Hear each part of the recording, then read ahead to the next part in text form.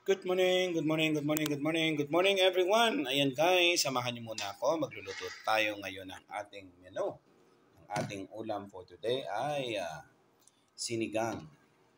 Sinigang na pork with gabi. So ayan guys, pinakulo ko na yan guys sa ah, almost 2 hours na yung ating baboy para mas masarap, mas malinamnam. At sinabay ko na rin po dyan ang ating ginisang kamatis, sibuyas, at siyempre hindi po mawawala ang ating labanos. Ayan guys. Yan. Konting oras lamang yan guys. At siyempre hindi po mawawala ang ating gulay.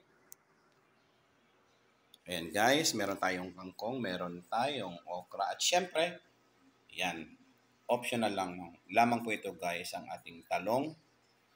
Yan. Para mas masarap, mas maraming gulay, mas masarap. So, ayan guys. Ito lamang po ang aking ulam for today. Maraming salamat sa aking mga followers, sa aking mga manonood ng video ng aking pagluluto. May God shower you with more blessings po. Yan.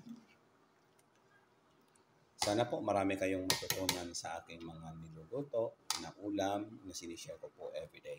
Ayan guys. Napakasimple luto. Lutong bahay po ito guys. Alright, thank you so much. Thank you for watching. Mamaya-maya lang guys ay hahain ko nito pagkatapos kong mailagay ang gulay. So dahil luto na ang ating pork, ilalagay na natin dito ang ating talong. Kasi medyo matigas po ang ating talong. Siyempre, at ilalagay na din po natin itong ating siling haba and then itong ating okra. Para hindi siya sa guys overcook, isusunod na natin ang ating kangkong. So, pagkatapos nito guys ay pakukuliin ko lamang po ito ng 1 to 2 minutes. Tatakpan natin guys and then ihahain na natin. Ready to eat na siya guys.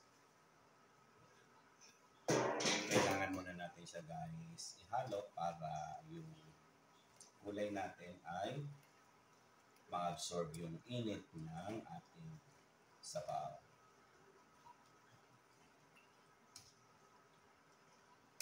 Napakarami ko guys magluto kasi 25 person po ang kumakain dito araw-araw. So tatakpan natin siya guys ng 2 to 3 minutes or 1 to 2 minutes. Basta kumulo, stop na. Thank you for watching!